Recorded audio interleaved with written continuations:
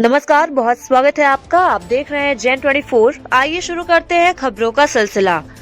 समर्थन मूल्य धान उपार्जन केंद्र दुआरी में धान खरीदी का शुभारंभ।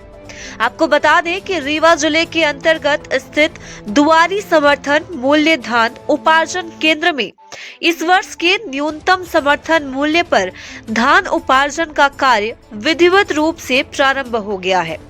जिले भर में सोमवार से धान खरीदी शुरू की गई थी, जिसके क्रम में मंगलवार को दुआरी केंद्र का औपचारिक शुभारंभ किया गया। बता दें कि इस अवसर पर खरीदी प्रभारी प्रमोद पांडे एवं केंद्र में पदस्थ अन्य पदाधिकारियों और अधिकारियों की उपस्थिति में प्रथम किसान का स्वागत कर उपार्जन कार्य को शुभारंभ कराया गया। धान खरीदी केंद्र में पहुंचने वाले पहले अन्नदाता धीरज कुमार तिवारी का पारंपरिक रीति से तिलक लगाकर एवं श्रीफल तोड़कर कार्य शुरुआत किया गया। इसके पश्चात उनके द्वारा लाए गए धान की विधिवत तौलकर खरीदी की प्रक्रिया पूरी की गई। केंद्र प्रभारी ने बताया कि शासन द्वारा निर्धारित सभी नियमों का पालन करते हुए किसानों को किसी प्रकार की असुविधा न हो, इसकी विशेष व्यवस्था की गई है। त्वरित तुलाई, पारदर्शी प्रक्रिया तथा समय पर भुगतान सुनिश्चित करने हेतु अपने मातहत कंप्यूटर ऑपरेटर कर्मचारी को समय रहते मैपिंग पूर्ण करने का, केंद्र में लगाए गए कंप्यूटरीकृत तौल कांटा, प्राथमिक जांच सुविधा तथा सुरक्षित भंडारण व्यवस्था से किसानों को बेहतर अनुभव प्रदान करने का प्रयास किया जा रहा है। स्थानीय किसान भी इस सुव्यवस्थित प्रक्रिया से आज संतुष्ट दिखाई दिए। उनका कहना है कि समर्थन मूल्य पर समय से उपार्जन शुरू होने से उन्हें आर्थिक सुरक्षा मिलती है तथा फसल का उचित मूल्य भी प्राप्त होता है। बता दें कि खरीदी प्रभारी प्रमोद पांडे ने बताया कि किसानों को उनके पंजीयन के अनुसार बारी बारी से बुलाया जाएगा और केंद्र में खरीदी निर्बाध रूप से जारी रहेगी। उन्होंने किसानों से आग्रह किया कि वे अपने निर्धारित समय पर ही केंद्र पहुंचे, ताकि भीड़ भाड़ एवं अनावश्यक प्रतीक्षा से बचा जा सके। दुआरी धान खरीदी केंद्र में हुई यह शुरुआत किसानों के लिए राहत और उत्साह का विषय बनी हुई है। शासन की मंशा के अनुरूप समर्थन मूल्य पर धान उपार्जन का यह क्रम आगे भी आशा है कि सुचारू रूप से जारी रहेगा। आपका क्या नाम है? राम कुमार। राम कुमार। ये कहाँ पर हैं आप इस समय? द्वारका समिति में। द्वारका समिति में। दुआरी समिति। दुआरी समिति में। तो यहाँ पर क्या करने आए हैं? हम लोग यहाँ काम करने आए, धान भरने के लिए। दुआरी समिति में धान भरने आए हैं जी। तो ये लेबर का काम हुआ? लेबर वाले में? जी जी, लेबर वाले मजदूरी में। मजदूरी में किसानों की धान जो आता है उन्हीं लोग का हम मतलब बोरी में करके सिलाई करके वो ये लकड़ी उकड़ी जो है तो ये खाने पीने के ये वही मतलब बालन वगैरह काम है। आपके रोटी बनाने में? जी जी, रोटी बनाने इसके लिए आई है जी। आपके खाना बनाने के लिए लकड़ी जी, ये रोटी, हाँ, खाना बनाने के लिए लकड़ी लाया गया है। कितने मजदूर हैं यहाँ? तकरीबन अभी 25 है। 25 मजदूर। कहाँ से आए हैं? हम लोग बिहार से हैं।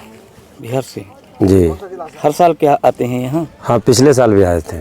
पिछले साल? हाँ। यहीं दुआरी में थे? हाँ हाँ। कि दूसरी जगह? नहीं, इसी जगह। क्या नाम है आपका? मेरा नाम धीरज तिवारी है, किसान का श्रीलाल बिहारी तिवारी। मतलब ये धान हमारे पिताजी के, हमारी है। पिताजी के नाम पर बुक है यहाँ पर। कौन सी समिति में है? दुआरी।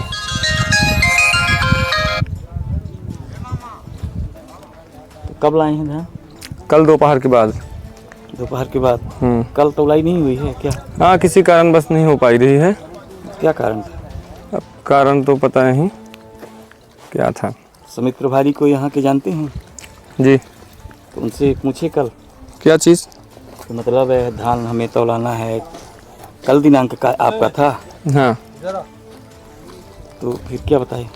हाँ, बोले कि लेके आओ। फिर सर्वेयर की लगता है कमी थी, तो सर्वेयर अभी भी नहीं है, आने वाले हैं। या तो ऐसे कुछ जुगाड़ बना के अभी बोल रहे हैं चालू होगा। आज आपकी तौलाई होगी हो जाएगी। व्यवस्था समिति व्यवस्था सही है। ये आपके लिए कोई रुकने के, किसानों के लिए मान लीजिए आते हैं तो रुकने के लिए अब त्रिपाल लगा है, उधर भी यहाँ भी लगा है। और रुकने के लिए जो किसान यदि जैसे जिसकी बॉडी नीचे है तो यदि वो चाहता है कि मैं अपने बॉडी के पास सोऊंगा तो अपने ट्रैक्टर टाली लगा के बॉडी के पास सोता है। ये तो जिसको जहाँ पॉलीथीन वहाँ यहाँ सोना। पर कहाँ त्रिपाल लगी? यहाँ पे नहीं, वहाँ पे लगी थी।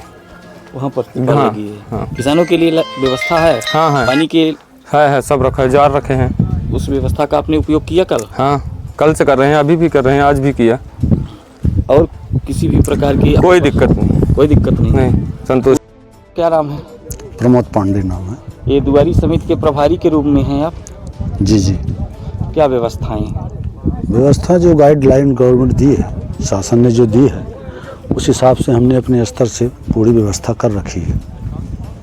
अपने स्तर से क्या है सर? समिति स्तर से जो गाइडलाइन दी गई है उसको हम व्यवस्था कर रखी है। तो किसानों के लिए जैसे मान लीजिए तौलाई है, कांटा है, सब सारी व्यवस्था है। सिलाई है, ये सब सिलाई सब लेबर सारी भी, व्यवस्था। लेबर भी आ गए हैं, 6 बरदाना कांटे के लिए लेबर आ गए हैं, वरदाना बारदाना भी आ गया है। इनके लिए मान लीजिए अगर किसान को दिक्कत कहीं आती है, हाँ तो रात रुकने की में व्यवस्था रुकना है, सब है, पूरा पड़ता है। टेंट की व्यवस्था है, सब है, कुछ कोई दिक्कत नहीं। पानी की भी व्यवस्था? पानी की भी व्यवस्था है।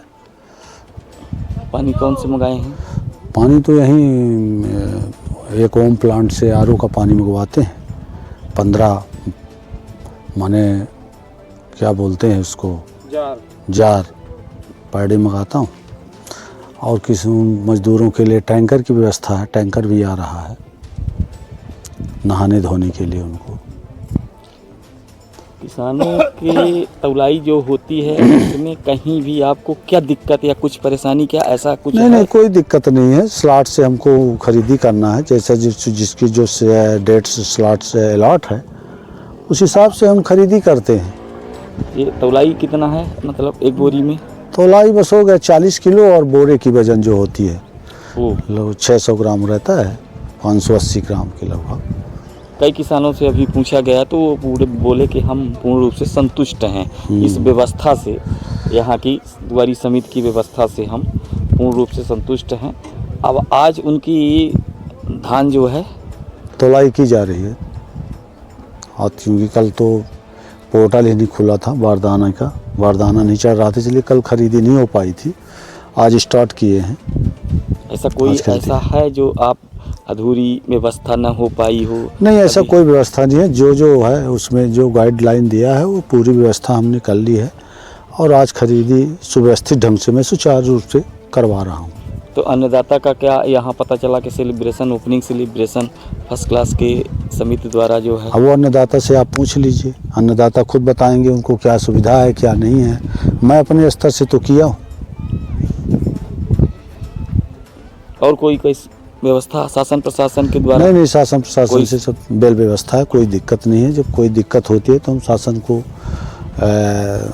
संज्ञान में देते हैं कि ये व्यवस्था नहीं हो पा रही है। शासन पूरी तरह से मुस्तैद है। लगभग कितना हजार कुंटल यहाँ पहुँच जाता है? लगभग 50,000 तो कुंटल हो जाएगी। पिछले वर्ष, पिछले साल हुई थी 47-48। इस वर्ष तो धान की उपज भी ज़्यादा हुई है। तो वही अनुमानता है कि इस साल पर, पिछले साल 45,217 कुंटल हुआ था। इस साल हो सकता है 2-4 हज़ार कुंटल ज़्यादा हो जाए। अनुमान जो है, जो उसका है अनुमानित जो आज की है तो 50,000 की। लिमिट कितनी है?